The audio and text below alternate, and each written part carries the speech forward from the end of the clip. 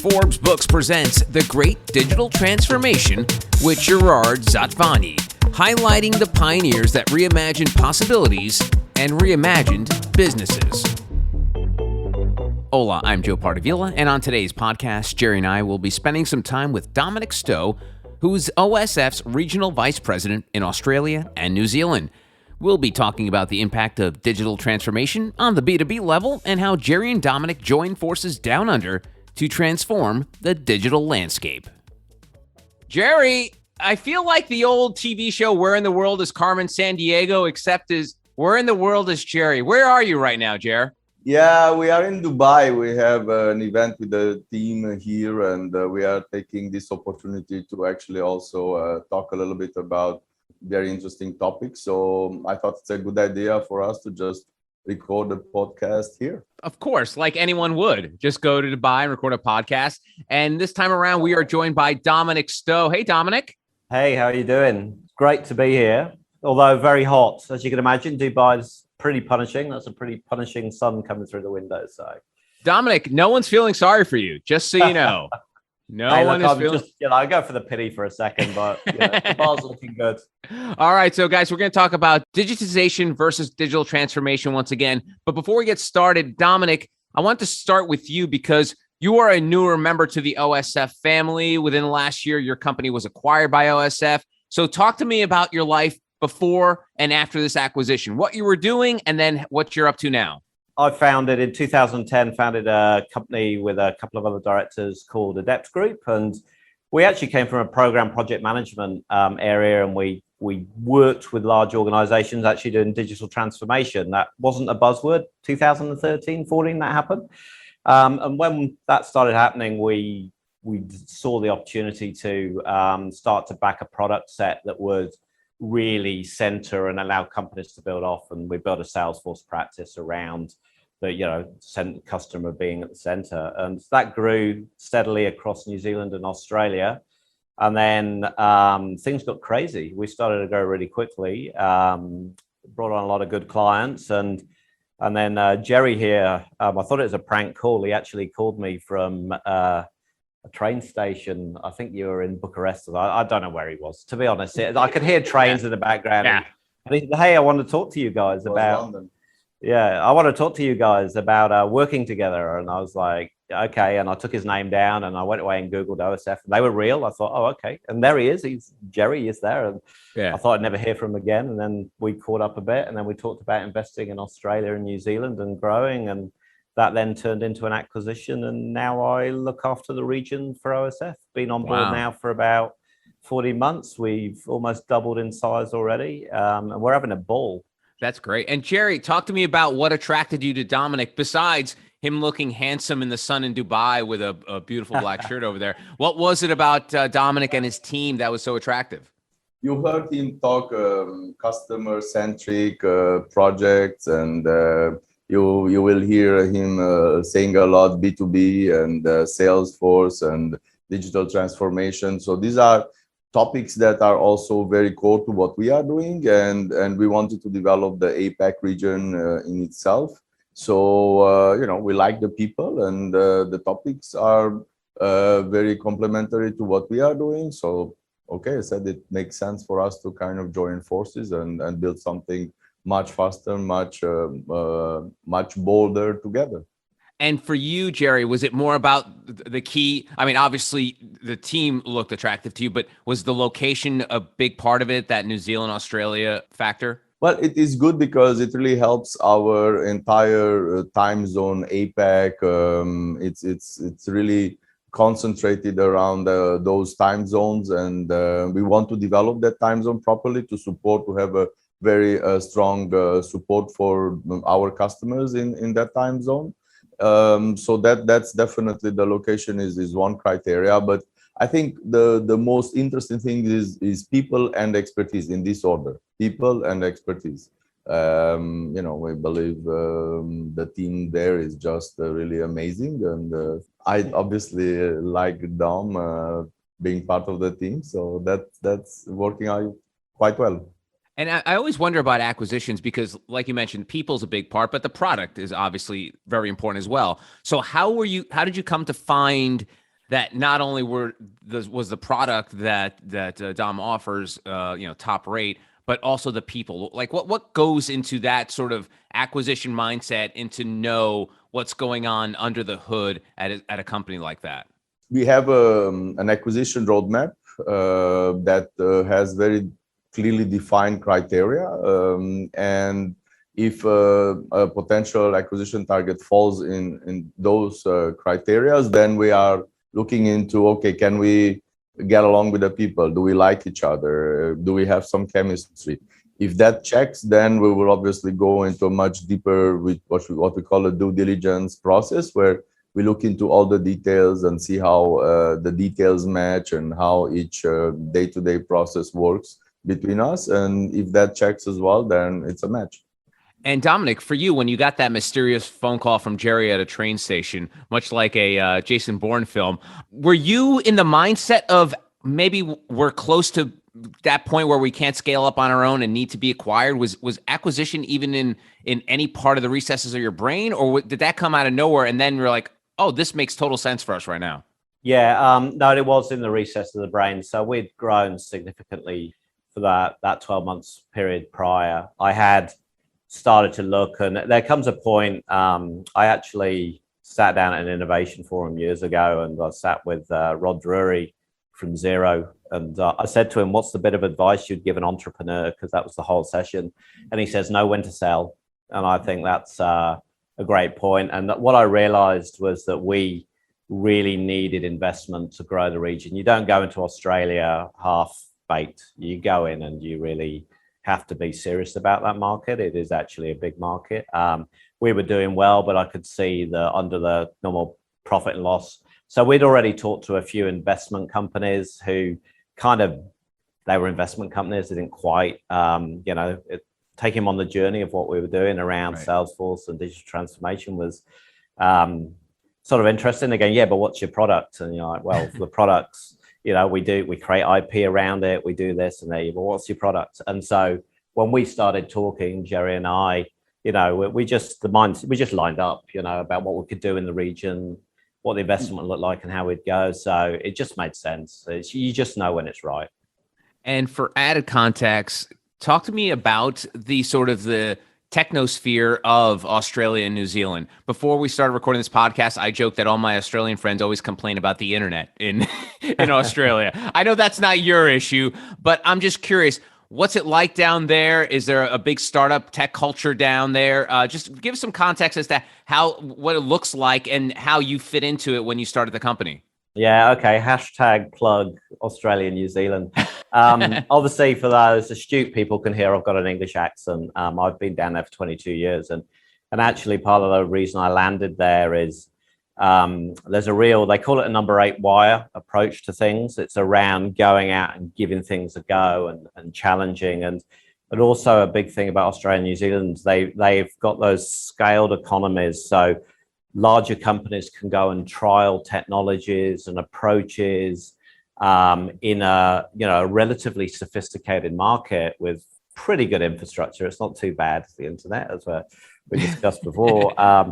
But it just allows them to proof point ideas and concepts, and then they quite often go bigger and wider, go to the North American market. In terms of innovation and products, I mean, both Australia and New Zealand have got some absolutely incredible tech startups. I'm just always blown away of what comes out. Weta Workshop's based down in Wellington. We all know they do most of the movies and all that. That's the big end of town now, but they started as a couple of guys in a garage, right? And that's they just took on Hollywood. Would you believe it? These two crazy Kiwis that were down there, and next minute they're doing it. And that's really the mentality, and I really warm to it. I like that entrepreneurial, and it'll probably be tied up with what we're going to talk about. It's around taking calculated risks and doing things and not being afraid to fail and actually learning from it and then developing. And I think, we got it's a great region. Yeah. Wow. That's awesome. And Gerry, for you, with OSF, and you talked about earlier about the fact that you want sort of a global reach with the company. You want to be able to touch all time zones. Have you done that so far? Are there parts of are there specs of the map that you'd love to expand to? Just out of curiosity, just wondering what could be next for you. Well, we cover every major region pretty well. One area where we are still not covering that well is Africa, and there are some markets in Africa like South Africa and Nigeria that are developing quite fast. It's amazing what's coming out from there. So yeah, those are some regions that we are looking into covering at some point. But yeah, I would say especially the regions and countries where e-commerce is growing a lot, we are very present.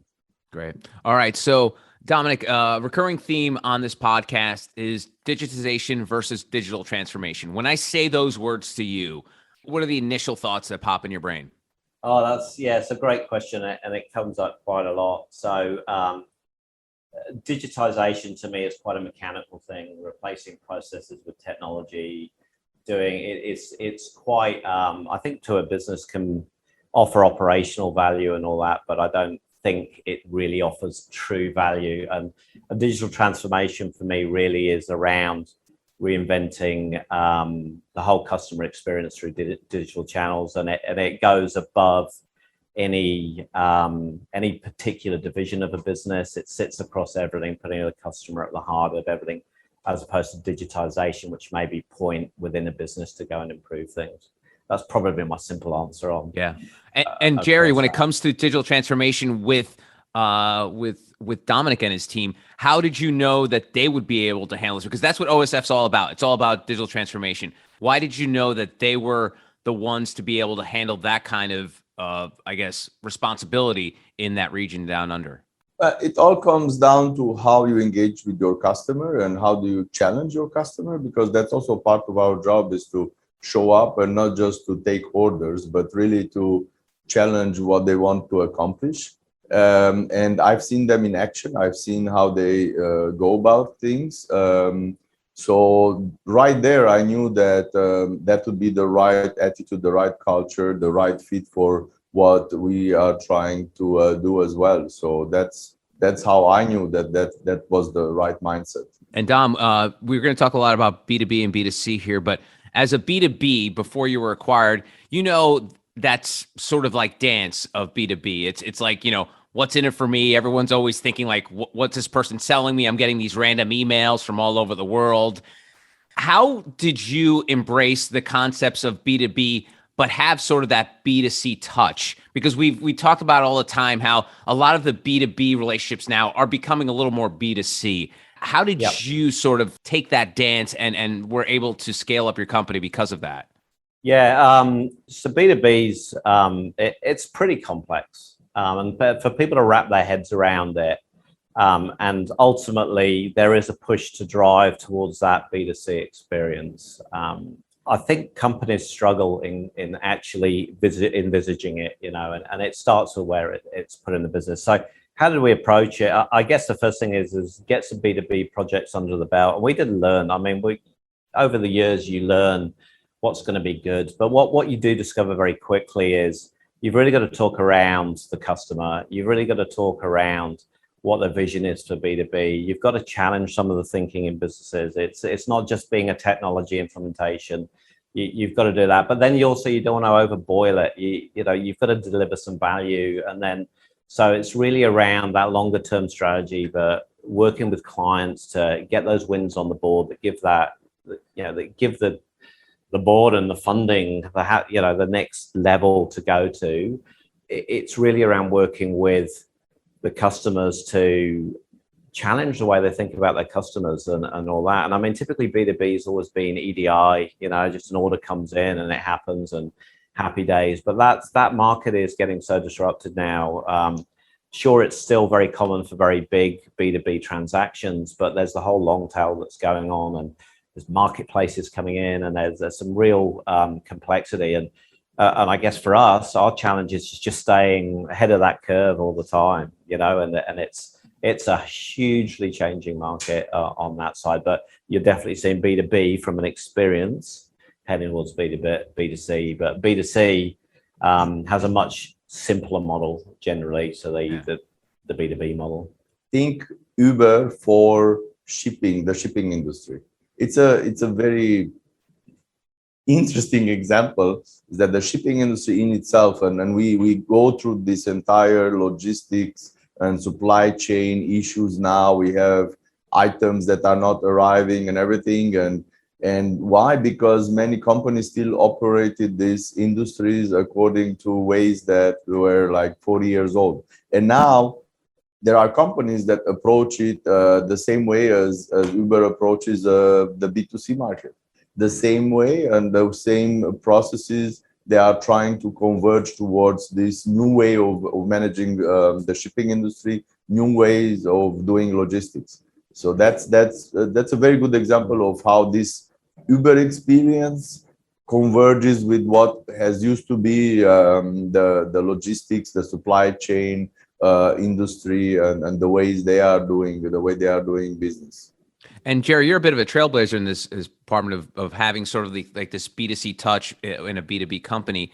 How do you think people can get into that mindset of the less transactional and making more of the experience? I mean, this is obviously what you do at OSF, but how can people sort of develop that sort of sixth sense of business as opposed to the old ways of B2B? First and foremost, you need to really think of it not from a business angle, but from a customer experience angle. We use in our day-to-day, we use all kinds of gadgets. We use cell phones, we use internet, we do shopping, we do all kinds of stuff. We have a car that has some kind of a gadget on top of it. We use maps, we use geolocation, we use all kinds of things in our personal life. But why wouldn't you bring that to your B2B context? Why wouldn't you want to do the same things in maybe different way, slightly different way, in a B2B context? Why can't you do like the video calling? Why can't that be a much more of a reality? Not in the way to just communicate, but also in the way you operate business, in the way you set up your business processes. So these are all things that come from the B2C experience, from the consumer experience, that we need to challenge a little bit more. Why wouldn't we use these things? Why wouldn't we bring them into our context? So that's how it really starts. That's where you challenge. That's where you and you have to step back and see, well, maybe 10 years ago we didn't have good internet, but now we have Starlink. Yeah. So why not challenge a little bit the assumptions that we didn't have good internet and now we have good internet. We have 5G. We have all kinds of new things that we are actually using in our day-to-day. We are using in our personal space. So the same approach should be taken also in the B2B space. And this is what we are doing. And Dominic knows this very well. This is how we challenge our customers as well, to bring new ideas and new ways of doing things from the personal space, from the B2C space, also into a B2B context. And Dom, this word comes up a lot when I talk to Gerry, and it's about challenging the customers. And I just know from speaking to people, they don't like to be challenged. So how do you sort of handle that? I mean, because at the end of the day, you've got to do your job, and part of your job is challenging what this customer expects. So walk us through that. Oh, crikey. Okay. We've got a couple of hours, haven't we? You are turning into an Aussie. You're using crikey already. Jeez. Yeah, that's right. I threw the crikey in there for the people. It's a tough one because every business has its way of working. And, as a digital transformation consultant that goes in, we have to respect they know their business really, really well. So the first thing is to respect that. But it's also our job, and typically we run quite facilitated workshops. We have IP around running these things, so we did it many times. There is a bit of a repeatable rinse wash process that you can go in and actually sit down and take what they believe is their strategy, B2B, and then through the workshops and looking at the lens and again putting the customer at the center of it. No doubt, every time what was initially the thinking starts to change within the first 2 to 3 weeks and all that. So we always go through what we call a discovery process. And I think most companies should do that. It's a really sensible thing. we make sure we identify all the stakeholders in the business. And I said it a little bit earlier, this isn't just around, the head of B2B. This involves marketing, it involves service desk, it involves everything. It's the whole package. You're going to look at it from a customer. So we really try to bring in those that discovery period to really understand where we can hit some value, where we can take some steps, what's the right platform that's going to take us forward, where are the pinch points. So it's all very well ratcheting up your B2B, but suddenly people go, oh, our fulfillment systems can't handle that, and we haven't got the process behind. So challenge those. So typically at the end of the discovery is you find there's technology changes, but there's a significant number of people and process changes, and it's running those in tandem and making sure that these things all lead on the journey. And then there's also work around finding out more information and then going live and learning, and then going back to your customers and hearing what have we got right, what have we got wrong, and then you'll have other effects push on. So if your B2B is really successful and you start grabbing areas and markets that you never did before, then you find your call center might get more calls. So have you geared up and thought about that? So have you got the right service desk? Have we got a single view of the customer? And these questions just keep coming, and you can see why people get bogged down, but you've just got to start going and trust the process. And if there's anything I would say, is it's about that. Go in with your eyes wide open. Don't overbake it, but understand it's a transformation and a journey. And I was asked a question recently: does digital transformation ever stop? No. I think it's a continuous journey because technology is changing, customers are changing. I mean, who thought about COVID? So political, economic stuff changes. So you've just got to continuously adapt. So it's really adopting a different mindset, I think. Yeah, and the way of thinking of digital transformation should almost be taken the same as cybersecurity. Again, when you're cybersecurity, it doesn't mean it's over. It's a journey, much like digital transformation. And so it's embracing that ethos. And speaking of ethos, Gerry, we talk about challenging a lot, and that's really a driver of OSF. Where did that sort of ideology, ethos come from, where you knew you need to challenge your customers in order to make them successful? Was that just from the beginning of OSF's very scrappy startup phase, or was that something that you developed over time? Well, I always had this mindset that it's not because something works that it cannot be done better. And this we've had since we started the company, and this constant challenging of the ways we are doing things and this constant change and innovation, this is very central to our culture as company. And I think the same approach is then transpires in what we are doing with our customers and how we are engaging the challenges, the opportunities, the projects that our customers have, with the same mindset of, this is all fine and it works, but it might work just for today. Maybe it's not the right way to do next year, or we have better ways of doing it, or we can bring something that can allow you to increase your market share, to go abroad, to be able to go into new markets and new products. So these are the types of challenging that we are doing, and it starts by challenging ourselves, and we have this kind of a mindset of, hey, let's improve, let's get better, even if things are working. But this is probably the most difficult thing to do when things are working, when things are having good results, to challenge yourself. And guess what? That's the best time to challenge yourself, because it's in terms of business change, it's the easiest time to change is when things are going well. But it is also, in the same time, paradoxically, it's the most difficult time to change because everybody resists. But from a business point of view, it's the right time to change. You change when things are going well. You change when everything is fine.